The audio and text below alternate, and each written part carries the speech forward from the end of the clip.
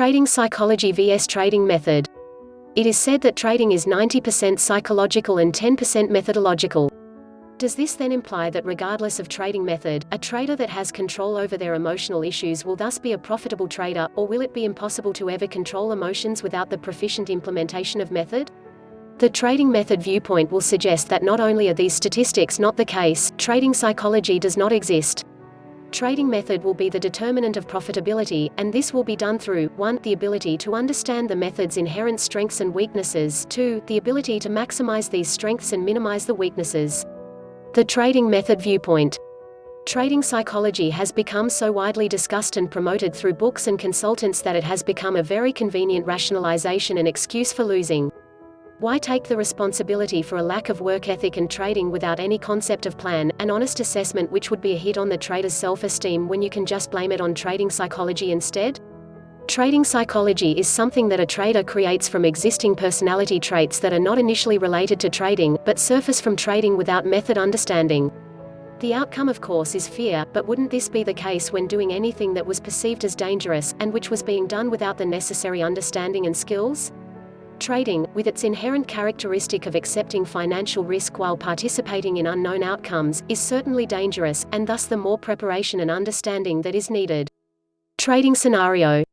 Consider the trading plan which has the following 3 setup types: 1. Initial, which your intended trade entry; 2. First continuation, which is used to enter a trade in case you have either missed your initial entry, or you decided that you wanted more confirmation because it was a counter-direction trade; 3. Second continuation, which is intended as a trade add-on setup, but is also one last chance to enter a trade.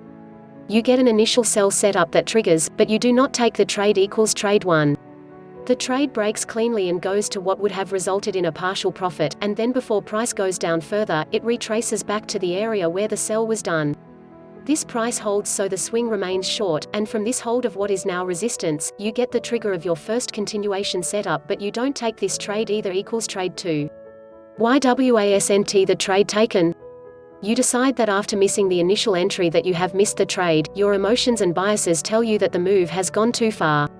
Again, this trade breaks cleanly, not only adding to the gains of trade 1, but also giving a partial profit on trade 2. Price now consolidates between the lows and the price resistance that you would typically be using to stay short if you had taken either the initial trade, or the first continuation trade. Instead of the swing reversing after consolidating, it continues down again, and with this continuation your second continuation setup triggers equals trade 3. And again, you don't take the trade. After all, if you didn't take either of the first 2 trades, how can you possibly take this trade? Maybe you were wrong when you thought that the move had gone too far to take trade 2, but certainly that's the case for trader 3. Like trade 1 and trade 2, trade 3 is a profitable trade.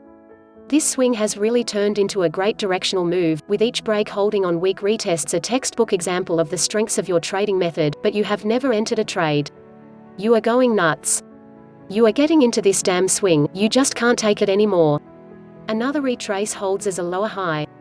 You don't have an entry set up, but that doesn't matter, the other 3 trades were profitable after a lower high. Isn't it interesting, the same emotions which wouldn't let you enter your planned trades, are now forcing you to take a non-planned trade.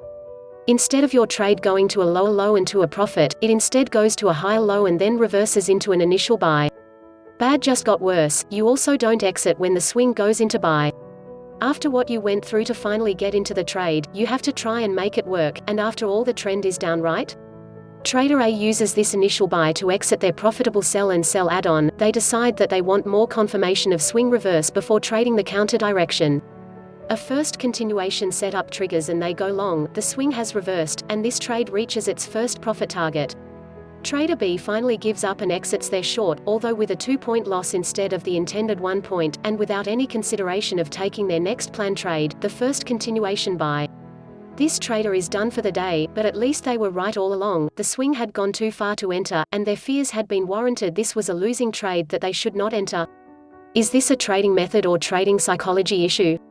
What message is Trader B going to take from what has just happened?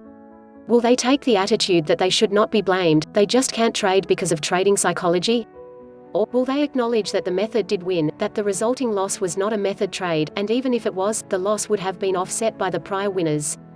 Will they acknowledge that they made their worst fears come true and not only turned this into a losing trade, they also increased the size of that loss, and then avoiding another method-winning trade? Granted, psychology was involved with what has happened in the described trading scenario, but that is a function of the individual's core personality, and would most probably be an issue regardless of what was being done. If there is risk involved, there will be an emotional response. Thus, it is first necessary to separate personal psychology from trading psychology, and the use of this concept as an excuse for trading actions. Then, if trading psychology is going to be controlled, this will be done through the development and implementation of a tested plan that the trader is willing to follow. Do not trade with built-in excuses for failing. You will have lost before you begin, and will continue to do so with a continued snowballing of emotion to the extent where trading will no longer be possible.